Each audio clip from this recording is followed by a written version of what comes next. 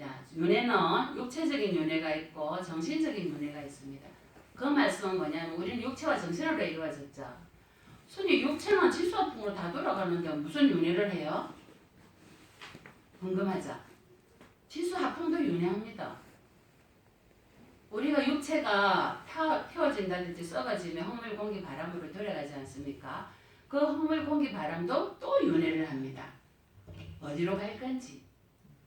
흙물, 공기, 바람이 또 다른 육도 중에 어느 중생에게 다시 흙물, 공기, 바람으로 태어날 건지. 그러면 내가 내 육체를 잘 쓰다가 가야지 건강하고 맑고 청정한 육체로 돌려줄 수 있습니다. 맞잖아요. 근데 육체를 내가 함부로 쓰고 업식이 두꺼우면 육체도 두껍습니다. 까만 업식이 됩니다. 그러면 지수화풍 윤회를 한다는데 그러면 그 윤회하는 지수화풍이 깨끗하겠습니까? 안 깨끗하죠. 그래서 맑고 청정한 마음에 맑고 청정한 육체를 만들어냅니다. 그럼 정신은 이제 색 끝나면 수상행식 네 가지 원 중에 이것이 정신이죠. 정신은 반드시 윤회한다는 거 아시죠?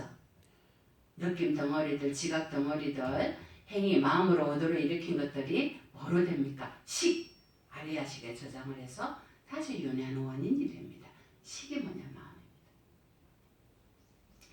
자, 몸은 죽어도요. 이 육신의 몸은 죽어도 의식은 다시 윤회를 한다고 제가 했습니다. 몸도 하면 이 육신도 윤회를 하는데 지수화풍으로 돼서 자, 이 의식은 윤회식, 즉 아리아식이죠. 전문 용어로. 종자식이라고 합니다. 그러면 순위 윤회를 하는 사이클을 하는 윤회를 하는 근본 어떤 법칙이 있을 거 아니냐. 오늘 보면 이것이 이어집니다. 잘 들으세요. 이걸 잘 들어서 내 평생에 어떤 그러한 공부를 하시고 또 몸을 바꿔서도 정신 단계에서도 공부를 하지만 천상에 가서 또 공부를 해서 무성법을 얻을 때까지 공부를 하셔야 됩니다. 꿈꾼 거랑 똑같습니다. 네. 일단은 나는 인간으로 태어난 이상 많은 인간들에게 도움이 돼야 되고 나에게도 내라는 인간에게도 도움이 돼야 되고 육도에 있는 모든 대중 중생들에게 나는 전심정의로 전의로 온 마음을 다 바쳐서 헌신하고 도움이 돼야 되겠다라는 보살심 보리심을 일단은 지금 이 순간에 일으키십시오. 보살심 보리심이 뭡니까? 보살심은 많은 중생에게 이롭게 하려는 마음이고요. 보리심은 내가 깨달음을 이루어서 어리석은 중생들에게 도움이 되고자 하는 마음입니다. 이것이 보리심입니다. 이 마음을 이 자리에서 일으키십시오. 내가 많은 중생들에게 내 정신전력과 내 힘을 다해서 도와줄 수 있으면 도와줘야 되겠다. 그러려면 우선 내가 깨달아야 되겠다. 그것이 보리심입니다. 자, 그러려면요. 먼저 마음을 알아차려야 됩니다. 마음을 알아차려야 자기 마음대로 자유자재로 운영을 할 거 아니에요. 이 마음이라는 놈을. 마음을 알아차리지 못하면 안입이 서시니까 하자는 대로 할 거 아니에요. 맞아요? 자, 그래서 그러려면 먼저 마음을 알아차려야 내 자신을 내가 잘 리드를 할 수 있겠구나. 기억하세요? 기억하세요? 두 분 기억하셔야 돼요. 자, 먼저 신심과 원력이 있어야 됩니다. 그러려면 아까 불륜선 삼부에 기여하는 신심이 있었죠. 그리고 뭡니까? 정법을 믿는 신심이 있어야 됩니다. 스님이 이렇게 얘기를 하는데 한 귀로 듣고 이거 무슨 말이고 이거 뭐 이라면은 믿음이 없기 때문에 의심이 갑니다. 같은 법문을 해도요 귀에 절대 안 들어가는 중생이 많습니다. 왜? 의심이라는 업장이 있기 때문에 못 알아차립니다. 똑같은 말을 하는데요 어떤 분은 알아듣는데 어떤 분은 못 알아차립니다. 의심이라는 업장이 강하기 때문입니다. 그래서 첫째 신심이 있어야 되고요. 내가 아까 보리심을 깨달아서 만중생을 이롭게 하겠다라는 원력을 세워야 됩니다. 원력이 없으면요 이런 일을 못합니다. 스님은 원력을 세웠었습니다. 500일 기도하면서 시장보살님, 관세음보살님 지옥과 무간지옥을 다 없애주세요. 중생들이 그곳에 가지 않게 도와주세요. 딜 했습니다. 딜. 부처님과 지장보살님과 원력이 있어야 됩니다. 제가 일을 하겠습니다. 그것도 없지요. 그래서 하는 겁니다. 이렇게요. 한 분이 듣더라도요. 이게 못이 박히라고 검문합니다. 100개가 넘는 법문을 올렸다 아닙니까? 이 펑퍼짐한 얼굴이 완전히 도배를 했더라고요. 누가 듣는지 모르겠어요. 그래도 들어오는 사람이 있더라고요. 그죠? 한 분이라도 듣는다면은 그분 조사님들이 듣는단 말입니다. 법계가 다 듣습니다. 아시겠죠? 왜? 법계는 하나이기 때문에. 자, 신심과 원력이 있어야 되는데요. 내가 이 원력을 통해서 이러한 법을 깨닫고 수행을 해서 깨달아서 만중생에 도움이 되겠다는 원력을 반드시 써야 됩니다. 그러면 스님이 법계 체성지가 있다고 그랬잖아요. 우리 이제 공부를 하신 분은 알겠지만 지혜가 전변돼서 법계의 지혜가 하나가 되는 법계 체성지가 있습니다. 이 법계 체성지는요. 말 그대로요. 이 공기 중에 공기와 호흡하는 모든 것이 법계가 내하고 하나가 되는 겁니다. 지혜가 되는 겁니다.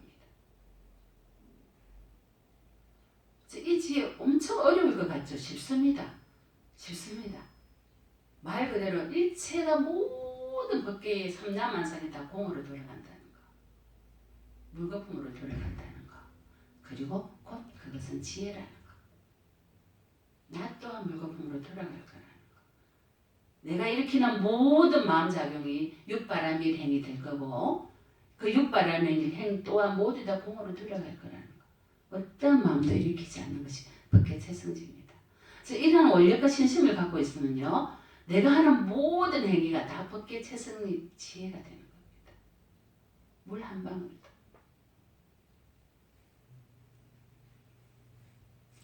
자, 일체 모든 삼라만상의 일체 모든 대중들을 다 공경하는 마음을 일으키시면요. 곧 내 자신을 공경하는 겁니다.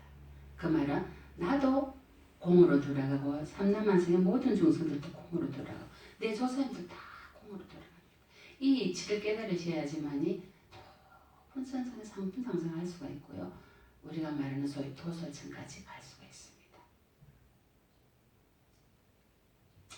자, 이렇게 내 마음이 확장이 돼가지고요. 법계가 하나이다. 내가 법계다. 내가 일으키는 모든 육건을 일으키는 모든 작용이 법계가 된다면요. 내가 공경하지 않을 삼남만상의 중생들이 있겠습니까? 다 공경합니다. 하물며 지나가는 들풀도 새도 새소리도 어느 하루 고맙지 않은 게 없어집니다. 내가 어떻게 살아야 되겠습니까? 조심히 감사한 마음으로 이런 마음을 갖고 있는 분이 함부로 살겠습니까? 그죠? 안 그래요? 모든 것이 감사합니다.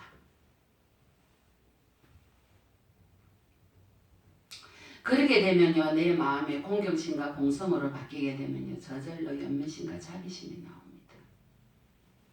누구를 만나도 불쌍하고 자비로운 마음이 일어나고 수위 찬탄해지고 니는 친하니까 이게 아니에요. 박수 쳐주고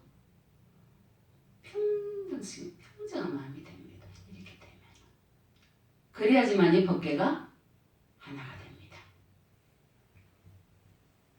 자, 그러면 이렇게 이끌어주는 스승들이 다 있을 거 아닙니까? 스승님은요 법계에 다 존재합니다.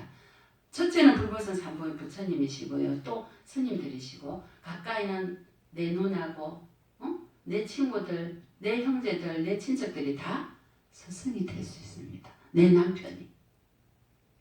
그러한 스승님들이 고맙습니까? 안 고맙습니까? 감사하죠. 내 아버님, 내 어머님이 나를 이런 공부를 하라고 이끌어 주셨구나. 감사하죠. 내 남편이, 내 부인이 다 감사합니다.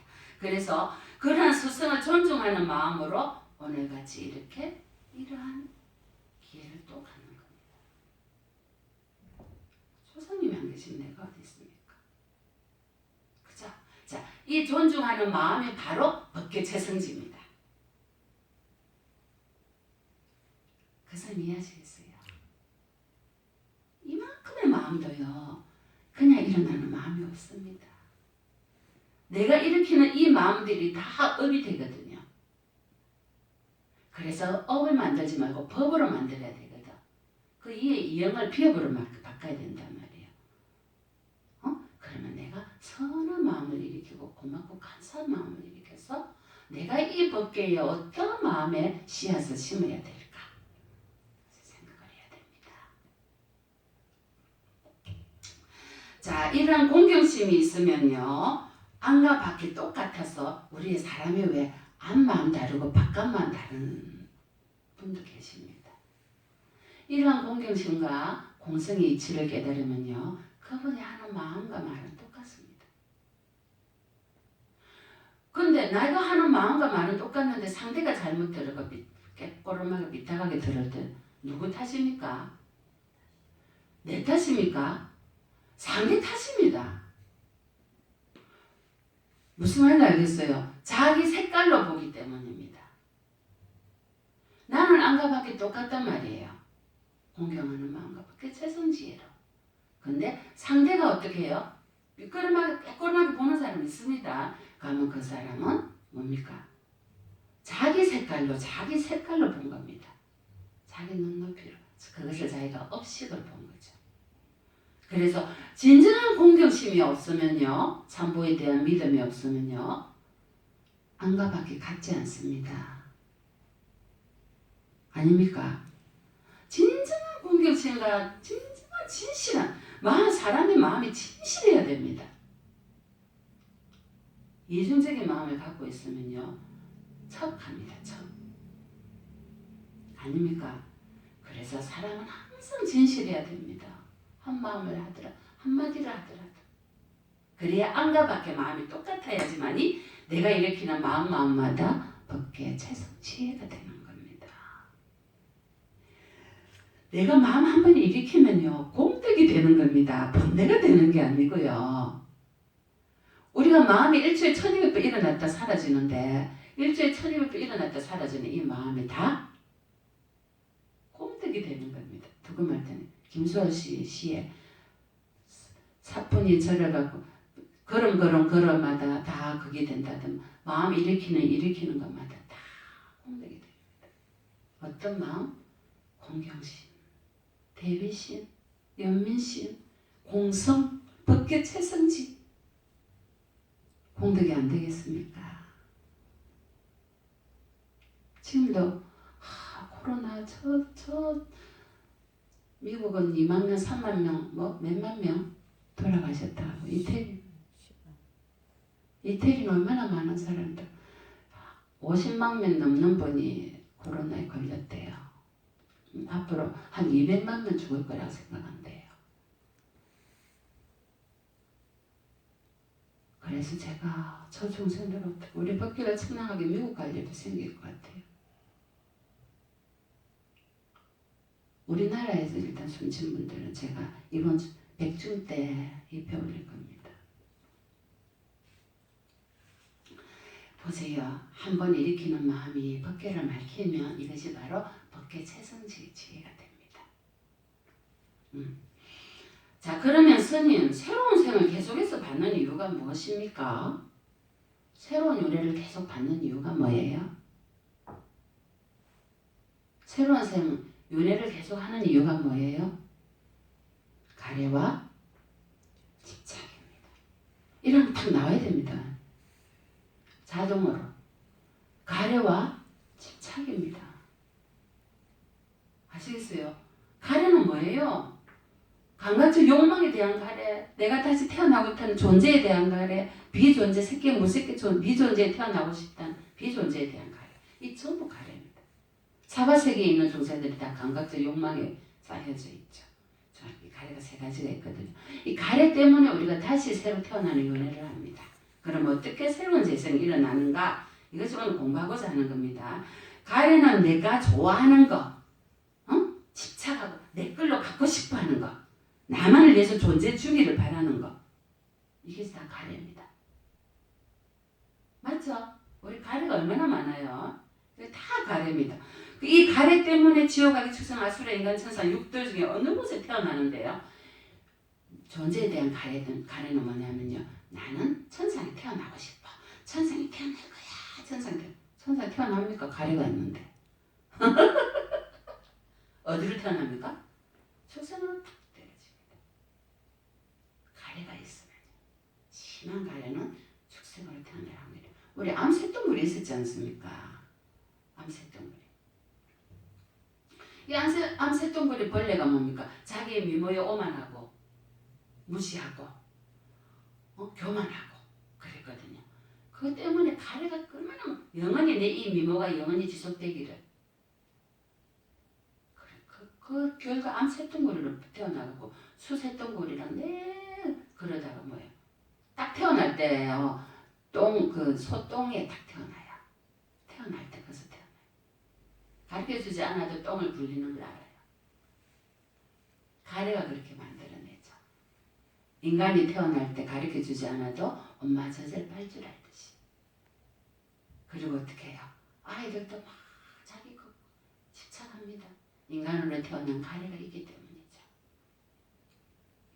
그러면 자기 자신의 삶에 대해서 최선을 다해서 살다 보면 선생님이 가래가 없어지지 않을까요? 최선을 다해서 산다고 가래가 없어집니까? 어떤 마음을 일으켜야 되겠습니까? 살되 내가 왜 인간으로 태어났지? 혐오감을 일으켜야 됩니다. 내가 왜 암새똥구리로 일어났지? 혐오감을 일으켜야 됩니다. 그런데 암새똥구리는 뭐라 했습니까? 혐오감을 일으켰습니까? 어쨌습니까? 나는요 전생에 살았던 그 왕을 죽여서 그 피로 내 수새똥구리 내 남편의 발등을 씻어주고 싶습니다. 이렇게 얘기했잖아요. 혐오감을 일으키지 않아서 자기가 지금 이 어떤 분이 그랬어요. 손님 그러면 그 암새똥구리는 현재 지금 여기에 최선을 다한 거 아닙니까? 맞습니까? 암새똥구리 눈으로 봐서는 축생의 눈으로 봐서는 최선을 다했다 할 수 있죠. 그러면 인간으로 태어나서 강가적 욕망에 따라서 열심히 살면서 스님 저는 최선을 다한 겁니다. 현재 이 삶에. 이렇게 말할 수 있습니까? 아닙니다. 강가적 욕망이 채워집니까? 바닷물이 다 말라도 안 채워집니다. 영원하지 않기 때문에 가래를 일으키면 안 된다 이 말입니다. 인간으로 태어나면서 혐오감을 일으키고 다시 인간으로 태어나지 않고 나는 태어남이 없는 세계나 높은 천상에 태어나서 다시 부처님 법을 공부하겠다라는 원력을 세워야 됩니다. 만약에 암새똥구리가 이 법문을 들었더라면 자기 몸을 혐오감을 일으켜서 축생의 몸을 버리고 천상에 태어나서 높은 세계에 태어날 수 있었겠죠. 그렇지만 암새똥구리가 자기의 감각적 욕망에 빠져 있는데 그 말 알아듣겠습니까? 그래서 인간으로 태어난 것을요 자랑스러워할 것이 아니고요. 인간으로 태어났을 때 내가 할 수 있는 수행은 인간만이 할 수 있는 수행이 있습니다. 그 수행을 하시면서 혐오감을 일으켜야 됩니다. 다시는 내가 이 고통 속에 태어나지 않겠다. 이 가래는요 자신의 삶이 즐겁다고 착각하게 만듭니다. 전도망상하게 만듭니다. 그래서 계속 뭐랍니까? 계속 찾게 되죠. 계속 찾게 되죠. 잠을 잘수록 계속 잠이 오지 않습니까? 응? 잘수록 더 잠이 오거든요. 재산을 모으면 모을수록 더 모으고 싶어 합니다. 이것이 가래입니다. 이것이 가래가 윤회를 하게 만드는 근본 원인입니다. 아시겠죠? 사람이 죽어갈 때요. 사람이 죽어갈 때 내가 살면서 선한 업, 불선한 업, 악한 업을 지었지 않습니까? 이 업이 마음에 저장이 되어 있습니다. 이 업이. 그래서 어떻게 하면 이 업이 마음에 저장이 돼서 아입의 설신의 눈에 형상에 소리에 귀에 쏟게 만듭니다. 6가지 스파이에 쏟게 만들어서 어떻게 합니까? 내가 갈 곳을 딱 정하게 만듭니다. 예를 들면 내가 살면서 살인 그 축생들을 이렇게 하는 그런 살인이라고 표현하면 좀 그렇죠. 자, 개고기를 파는 개장소였어 살면서. 그러면 개를 죽이려고 끌고 갈 때 개가 막 울지 않습니까? 내지는 개를 죽이려고 했을 때 밧줄이라든지 어떤 도구가 썼을 거 아닙니까? 그러면 내가 몸 바꿀 때 그 표상이 나타납니다. 개가 막 안 끌려가지고 울든지 밧줄에서 보이든지 그 칼이 보이든지 표상이 보입니다. 그래서 나는 죽고 난 뒤에 그렇게 무거운 곳으로 떨어집니다. 그곳으로 재생됩니다. 이 위치입니다. 내가 살면서 가래를 어디에다 일으켰냐는 겁니다. 어느 곳에 가래를 일으켰느냐? 응? 고기를 잡는데 일으켰느냐? 축생을 잡아서 죽이는데 일으켰느냐? 아니면 탐욕을 많이 부리는데 일으켰느냐? 오감각 중에 어디에다 가래를 많이 일으켰느냐? 거기에 따라서 이 마음이 그곳으로 나를 이끌어갑니다. 그곳으로 태어나게 합니다. 그래서 내가 지은 선한 업이나 악한 업이나 업하고 아프세요? 어디가 아파요? 업하고 그리고 뭐예요? 그 마음이 일으켰던 그 업이 일으켰던 그런 표상들, 소리, 어떤 형상들 그리고 그곳으로 내가 다시 태어나게 되면은 그쪽으로 탁 태어나서 얘를 내가 개로 태어났잖아. 그러면 멍하고 태어났으면 멍멍멍하고 살다가 멍하고 죽는단 말입니다. 한번 그곳으로 태어나 버리면요 다시 돌이킬 수가 없습니다. 그래서 죽을 때요 내가 일으킨 업의 표상들 그리고 태어날 곳의 표상 이것이 딱 표상이라는 것은 이미지라는 뜻입니다. 자, 이것을 기억하고 계셔야 됩니다. 그래서 부처님께서 말씀하시기를 업이 들판이고 이 마음이 씨앗이라고 했습니다. 씨앗, 시기, 아래아 시기. 마음이라는 놈이 씨앗이고 가래가 물, 햇빛, 강압성 작용을 하는 예부 조건입니다. 또 가래가 없으면요 윤회가 되겠습니까? 안 되겠습니까? 물이 없고 햇빛이 없는데 자랍니까 씨앗이? 안 자라죠? 맞잖아요. 아무리 씨앗이 있어도 내가 업을 지어서 비옥한 토지를 내가 만들어 놨어. 아니면 악한 토지를 만들어 놨어. 가래가 없다면요 자랄 수가 없습니다. 씨앗은 업식입니다. 그래서 세 가지 중에 한 가지만 없어도 자랄 수가 없는데 근본 원인이 뭐냐? 가래다 이 말입니다. 살면서 전생에 살면서 가래라는 조건을 지어서 이 생에 다시 씨앗을 모로모로 키워가지고 이렇게 태어날 업을 만들었다 이 말입니다. 이해되시죠? 선생님 쉽게 지금 풀어서 설명을 하니까 그래서 내가 이 생에 살면서 가래를 일으키지 않아야 됩니다. 어떠한 가래든지 가래를 일으키면 집착이 일어나거든요. 집착이 일어나면 다시 태어날 것을 내가 만듭니다. 선생님 가래를 어떻게 안 일으킵니까? 살면서 먹으면 더 맛있는 거 먹고 싶고 자면 더 자고 싶고 안 그래요? 명예를 가지면 더 큰 명예를 갖고 싶고 가래를 없애는 방법은요 내가 가래가 일어나는 것을 알아차리고요 만족해요. 만족이 필요합니다. 그리고 내가 지금 일으키는 모든 신고의 사업이나 아니면 서신의 모든 행동이 과연 많은 대중을 위한 것인지 보리심에서 나온 것인지 나의 상에서 나온 것인지 개인의 이기심 때문에 나온 것인지를 봐야 됩니다. 맞죠? 네. 그 차이만 내가 알아차린다면요 가래를 없앨 수가 있습니다. 목에 있는 가래는 푹 뱉어내면 없어지는데 마음에 일으킨 가래는 잘 안 없어집니다. 수억급 생을 윤회한 이유가 이 가래 때문에 윤회를 했기 때문입니다. 그러면 중원신의 단계에서 가래를 없애기는 참 쉽습니다. 왜? 육신이 없고 마음만 있기 때문에 마음 한 번 딱 대치면 바로 지혜를 전변할 수가 있습니다. 이 법문을 듣는 순간에 바로 높은 전생 건강을 정하실 수가 있습니다. 그런데 중생이 문제입니다. 중생은 육체가 있거든요. 그래서 아파요. 육체에 거달립니다. 그리고 살아야 되니까 적당한 욕망과 욕심이 있습니다. 자, 이 식이라는 업식이라는 아래아 식의 씨앗은 가래의 지연을 받아서 다시 윤회합니다. 여기 탁 집어여세요. 윤회식은 가래의 지연을 받아서 다시 윤회를 한다. 아까 제가 윤회가 무엇이 윤회합니까 하지 않았습니까? 그래서 가래가 만약에 사라진다면 더 이상 윤회는 없습니다. 부처님 오도성에도 나오지 않았습니까?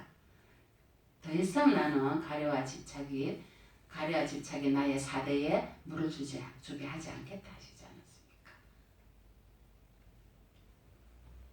자, 이렇게 가래 가래는 식과 함께 씨앗이라는 업식과 함께 서로 도와주고 이끌어주는 뗄래야 뗄 수 없는 필연적인 관계입니다. 한쪽만 없어지면 윤회를 하지 않게 됩니다. 그래서 아까 제가 말한 업과 업의 표상과 태어날 곳의 표상이 이 세 가지가 가래가 탁 만나면 바로 윤회한다.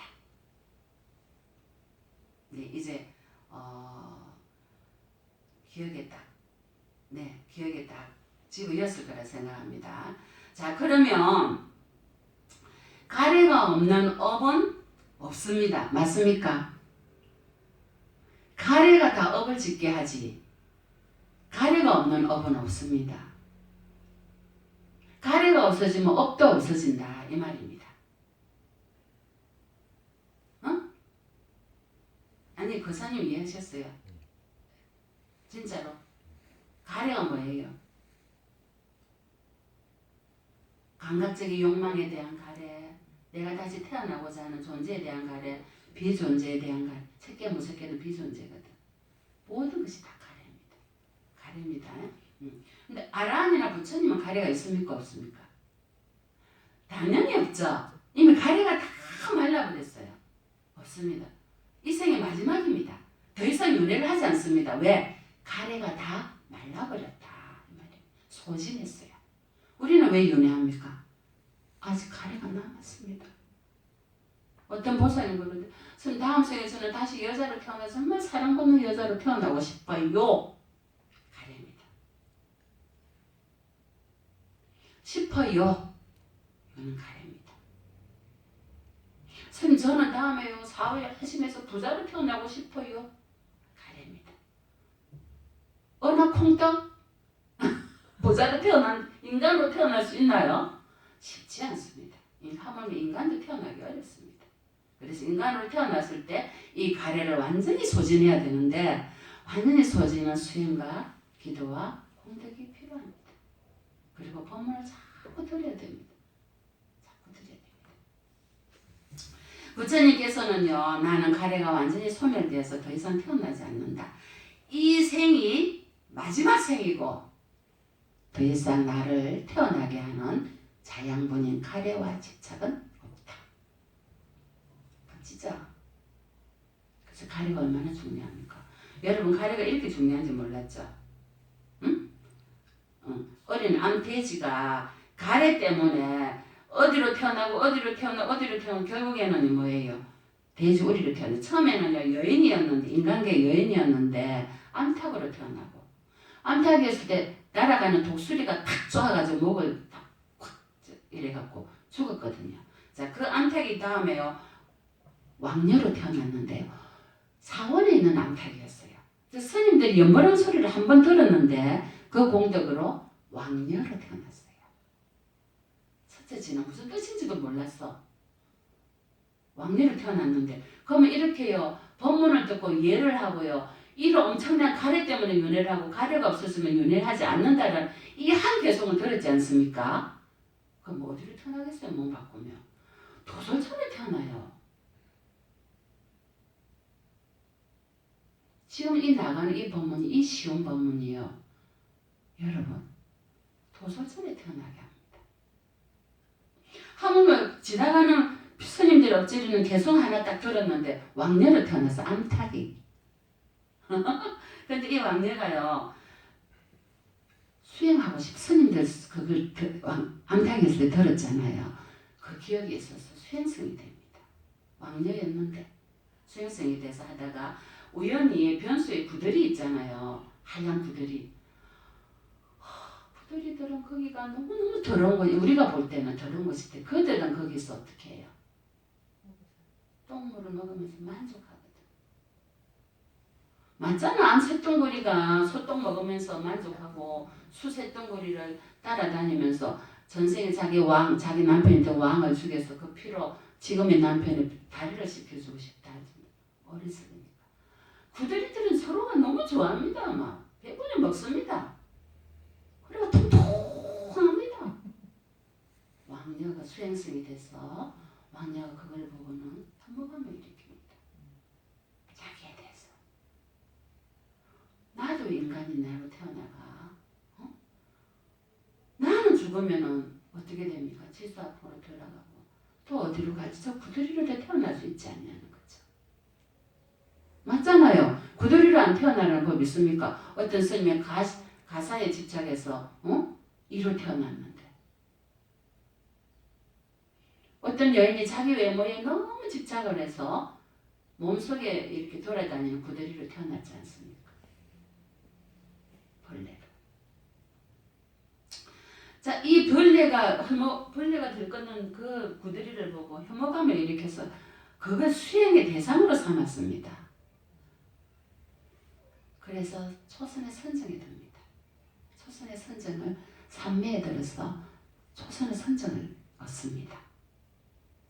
처음에 이 여인이 암탉의 후신이 초선의 선정이 들었는데요. 범천에 이제 초선천에 태어났습니다. 새끼의 초선천에. 그러나 새끼의 초선천에 태어나니까요. 뭐랍니까? 그거는요. 예를 들어서 천상이나 새끼의 초선천이나 이런 고통이 있습니까? 없죠? 새끼 초선천에 태어난 거 보니까요. 어떻게 합니까? 너무 행복하거든요. 그래서 거기에 누구 말 때는 도끼 자를 수 없는지 모른다고 선정이 들어서 선정 낭만 누리다가 중생을 위한 어떤 보살심도 일으키지 않고 해양도 하지 않고 공덕도 짓지 않고, 무슨 말인지 알겠죠? 이러다가 다시 인간계에 떨어집니다. 복이 다 돼서. 수명이 다 되면 떨어질 거 아닙니까? 복이 다 돼서 떨어지다가 여자로 태어났습니다. 다시. 그 다음 생이 암돼지로 태어났습니다. 그래서 부처님께서 그때 부처님 당시에 돼지우리에 있는 암돼지를 보시고요. 웃으신 겁니다.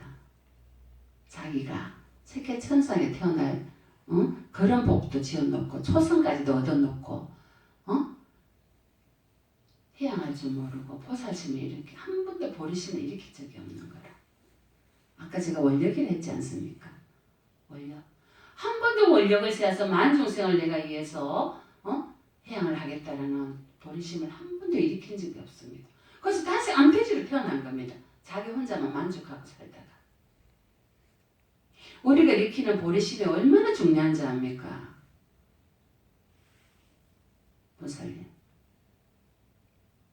그래서 원력을 세야 됩니다. 사리불 전자가 어쨌습니까? 이전에는 자기 오빠의 가사를 지어주다가 바늘로 지어주다가 원력을 세웠지 않았습니까? 내가 다음 생애에 부처님 시대에 태어나면 이 바늘처럼 예리한 지혜를 내가 뚫으리라. 지혜지의 사리불로 태어나지 않았습니까? 원력을 세웠기 때문입니다. 저도 원력을 세워서 이렇게 여기 이렇게 있는 겁니다. 과거 생에도 원력을 세우고 이 생에도 원력을 세우고 원력이 필요합니다. 그래서 원력을 세우셔야 됩니다. 이제 나는 높은 천상의 도솔천 내원공이나 높은 천상에 태어나서 무생법인을 이루겠다라는 원력을 세우십시오. 원력을 세우십시오. 그래서 오늘 초청한 모든 분들이 높은 천상에 건강왕성하셔서 무생법인을 이루셔야 됩니다. 자, 그래서 부처님께서 이 암돼지를 보시고 하신 법문이 이겁니다. 그 뿌리가 손상되지 않고 굳건하면 잘린 나무라도 다시 자라나듯이 가래의 잠재 성향에 뽑히지 않는 한 이 괴로움은 윤회 세계에서 계속해서 생겨나느니라. 그래서 원력을 세우시면요, 그 뿌리가 어느 생애에 다 잘라나갑니다. 나는 가래를 반드시 다 잘라낼 거다. 나는 가래를 다 잘라내서 반드시 이 고통받는 윤회 세계에서 벗어나리라. 그리고 깨달아서 만중생을 제도하리라. 라는 원력을 세우셔야 됩니다. 세우셨죠? 오케이. 네. 자, 제가 이제 마지막 법문 할게요. 여러분, 항아리를 거꾸로 놔두면 어찌 되겠습니까? 항아리를 엎어놨어. 항아리를 엎어놓으면 법을 들을 수 있습니까? 물건을 담을 수 있습니까? 자, 엎어놓은 항아리처럼 엎어놓으면 안 됩니다. 근데 항아리를 바로 놓기는 놨어요. 근데 구멍이 났어. 물을 담을 수 있습니까? 여러분은 구멍난 밥그릇 여기서 듣고요. 저는 문 앞에 아니 절도 나가기 전에 딱 일어서면 뭐 말을 들었지? 그 정도는 아니죠 이제. 또 집 앞에 절 바깥 문에 딱 나가면 다 잊어버립니다. 왜? 구멍이 났어. 근데 밥그릇을 딱 세웠습니다. 항아리를 딱 바로 놨습니다. 그 안에 오만큼 다 담을 수 있지 않습니까? 깨끗하게 씻어서 놔두면 장도 담고 된장도 담고 장아찌도 담고 그죠? 마찬가지로 우리도 법의 그릇을 만들어야 됩니다. 엎어놓은 법의 그릇이 되면 안 됩니다. 그렇다고 또 세워놨는데 구멍이 나면 안 됩니다. 또 번뇌가 많아서요 더러운 것이 가득 담겨 있으면 안 됩니다. 깨끗하게 씻어서 바로 딱 놔야지만이 부처님 법을 듣고 한 개송을 듣고 한 기절을 들어도 안에 쏙 담깁니다. 근데 왜 못 담습니까? 엎어놨습니다. 엎어놓는 거는요 마음에 욕심이 많고요 감각적인 욕망이 많고요 번뇌가 많습니다. 이것은 엎어놓은 항아리와 똑같습니다. 그래서 거꾸로 놓은 항아리 경이 있습니다. 부처님께서 가르친 경전 중에요 거꾸로 놓은 항아리 경입니다. 병 이름이 처음 들어보시죠? 자, 비구들이 세상에는 세 종류의 사람이 있는데요. 지혜가 거꾸로 놓은 항아리와 같은 사람, 또 허리에 달린 주머니와 같은 사람, 그 다음 강활한 바로 놓은 항아리와 같은 강활한 사람이 있습니다. 자, 이러한 사람도 어떤 사람은요 절에 가기는 갑니다. 법문을 듣습니다. 스님들의 법문을 듣고요. 그래 저렇게 하시구나 청정한 법명을 드러냅니다. 그곳에 앉아있을 때에도 마음에 잡두리하고 중간도 마지막도 다 잡두리해서 들었습니다. 자, 일어날 때 어찌 됩니까? 일어날 때 잊어버리는 거는요 주머니 거꾸로 주머니에 달아놓은 것처럼 구멍이 난 항아리입니다. 근데 앉아있을 때도 못 알아차리고요 무슨 말을 하는지 못 알아차리고 처음도 끝도 이해를 못하는 거는 거꾸로 난 항아리와 같다 했습니다. 응? 그 다음에 뭐예요? 완전히 엎어놓은 밥그릇 있죠. 완전히 엎어놓은 밥그릇은요 처음 얘기했습니다. 그 다음 중간 깨끗한 밥그릇은요 법을 듣고 나서요 처음도 내가 그렇구나 중간도 또 생각하고 잡돌이하고 알아차리고 마지막도 알아차렸어요. 일어서서도 알아차리고요 절 문 앞에 나가서도 알아차리고요 집에 가서도 생각이 납니다. 오늘 보면 쉽게 해서 생각나지 않겠습니까? 아 가래가 업을 만들고 가래가 윤회를 만들구나. 가래가 없어지면 다시 윤회하지 않겠구나. 이까지만 알아도 전부 다 한 겁니다. 이것이 바로 깨끗한 항아리에 다 바로 세워놔서 담마의 법을 착착착 이 경입니다. 그래서 지혜가 없고 현명하지 못한 이는 거꾸로 놓은 항아리와 같다. 응? 그가 비록 절에 와서 법문을 듣고 처음과 중간과 끝을 듣더라도 이해할 수 없고 그에게는 통찰지의 지혜가 없다. 이 통찰지 지혜가 허리에 달린 주머니와 같은 사람, 그 말은 구멍난 항아리처럼 이런 사람은 이 사람보다 처음 사람보다는 낫는데요. 어떻게 합니까? 일어설 때 문장과 뜻을 깨트로 알지 못하고 배운 것을 잊어버린다. 일어서는 순간. 교수님께서 하시는 여러분 말 아니에요. 세워놓은 깨끗한 항아리와 같은 사람은 광활한 통찰 지혜를 가진 사람입니다. 앞에 뒤에보다 수승하고요. 자주 절에 가서요. 법문을 듣고요. 처음과 중간과 끝을 이해하고 뜻과 문장을 마음에 새깁니다. 그래서 훌륭한 생각을 가졌고요. 혼란스러운 번뇌가 없습니다. 그는 법에 따라서 수행하고요. 실천에 옮기고요. 궁극에는 괴로움을 종식시킨다 하셨습니다. 윤회에서 벗어난다 이 말씀입니다.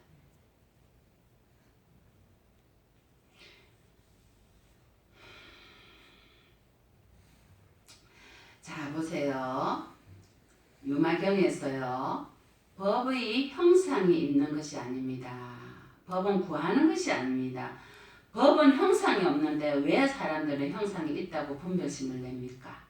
이것은 형상을 구하는 것이지 법을 구하는 것이 아닙니다. 하셨습니다. 법은 인위적인 조작이 있는 것이 아닙니다. 조작이 있다고 한다면 이는 세속적인 법이지 무위법이 아닙니다. 부처님의 가르침의 열반 무위법, 무위법은요 조작할 수 없는 것입니다. 그래서 법을 구하는 것이 아니고 법을 구하는 사람은 일체 법에 있어서 뭔가 구하는 마음이 있어서는 안 됩니다. 자연스럽습니다. 자연과 같습니다. 조금 한 단계 성숙된 법에 대한 이해입니다. 법은 구하는 것이 있어서는 안 됩니다. 구하는 순간 그 마음에서 탐욕이 생깁니다. 가래가 생깁니다. 어떤 것도 탐욕과 가래가 생겨서는 안 됩니다. 수행도 마찬가지입니다. 기도도 마찬가지입니다. 회장님 이해하시죠? 네. 그래서 아무쪼록 오늘 초청한 영가님들께서는 저는 바로 깨끗하게 씻어서 바로 세워놓을 항아리라고 생각합니다. 오늘 들으신 본문의 핵심을 잘 생각하셔서 아무쪼록 모든 가루와 집착을 내려놓으시고 어디에도 매이지 마시고 자식도 없고 나도 없습니다. 내가 있으면 108가지 가래가 시작된다 하지 않았습니까? 나는 없습니다. 공이고 물거품입니다. 내가 없는데 자식이 있습니까? 부모가 있습니까? 모두 공으로 돌리시고요. 모두 공성으로 돌리시고 높은 천상에 건너가셔서 무생법인을 이루시기를 간절히 바랍니다.